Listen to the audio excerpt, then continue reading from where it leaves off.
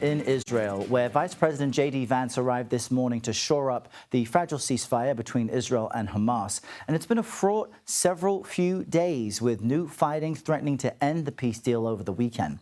CBS News senior foreign correspondent Holly Williams is following all the developments for us from Jerusalem.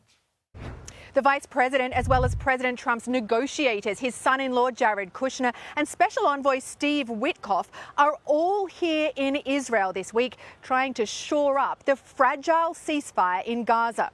Now, their visits come after Israel briefly resumed its lethal strikes on Gaza on Sunday, with at least 45 Palestinians reported dead. Israel said it was responding after Hamas militants killed 2 of its soldiers. Before he left for Israel, the Vice President said that bumps in the road to peace were expected. He said, quote, "There are going to be fits and starts. Hamas is going to fire on Israel. Israel's going to have to respond, of course." But President Trump took a much sterner tone and warned Hamas against breaching the deal that took months to negotiate. Trump told reporters, quote, "They're going to behave. They're going to be nice. And if they're not, we're going to go and eradicate them if we have to." Meanwhile, inside Gaza, Israeli troops have stopped fighting and are instead at work marking the yellow line that now cuts the territory in half. Israel's military has withdrawn behind that line, as agreed under the first phase of President Trump's peace plan. The ceasefire began more than 10 days ago, and so far it seems to be holding more or less. Holly Williams, CBS News, Jerusalem.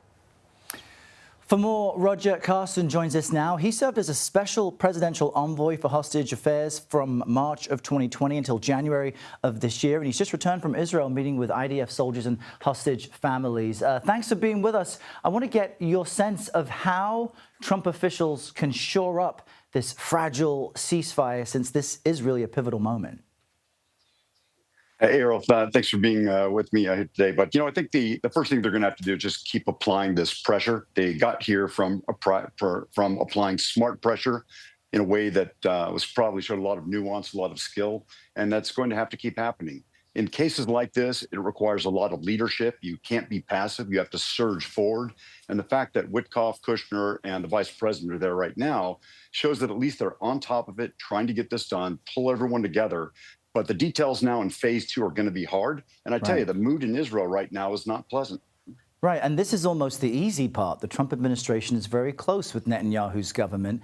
This morning, though, we can't avoid the emotional toll it's taken on everybody. Officials in Israel identified the remains of the latest body handed over by Hamas as Tal Haimi. Last week, we actually spoke with his wife. Let's just share with our viewers what she had to say. The IDF told me it may be a little bit hard to find them, and I can wait as long as they will come back.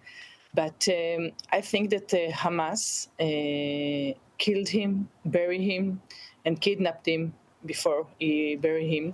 This is his responsibility to go and bring and dig and do whatever need to bring him back. If they need help, they can ask for help. But this is not my responsibility. It's not the Israeli responsibility.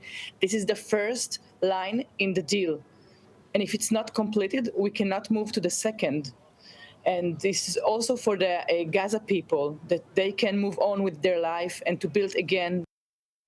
So, Roger, what do you make of that sentiment? This is a difficult piece of this first phase. What are the complications of getting all hostage remains out?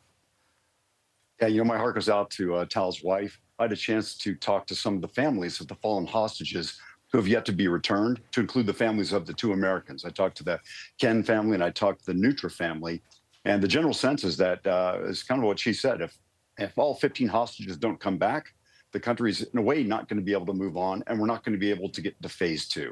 And I would say that there's probably going to be a chance to get more back in the coming days, especially with a surge of diplomacy. And there probably are some bodies that are going to have to be, in a way, found using penetrating ground radar, a lot of digging and investigative methods.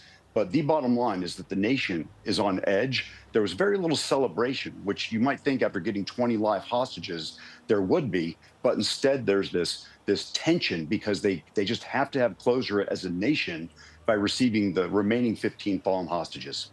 Right, and even if they get that closure, the question remains, are people there safe? What do you expect to happen politically in Gaza next? What entity might lead it? Who will confirm that Hamas has disarmed? Because those seem to be the most sticky points of these first phases. You know, having spent most of my life before the State Department as a special forces officer, I actually dealt with a lot of these things, to include disarmament, demilitarization of a foreign group overseas.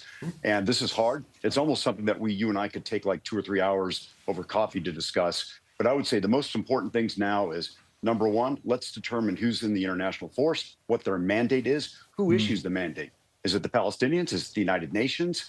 Who's going to lead it, and how it actually goes about doing demilitarization, disarmament, and then the reconstitution or constitution of a government to stay in charge. And of the forces that are going to go in to police and have this international task force under their hand, what is their mandate, and will they have a positive control and the monopoly of the use of force?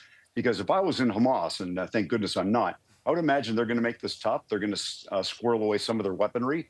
And it's going to be a challenge to go in and get them to turn in all their big weapons, to include belt-fed weapons, mortars, anything other than an AK-47. And even an AK-47 can do great damage, as we saw from the attacks on Sunday. So this is the PhD level of making a war go away and turning it into a transition phase, which leads to positive government. And I'm glad everyone's trying to surge on this right now.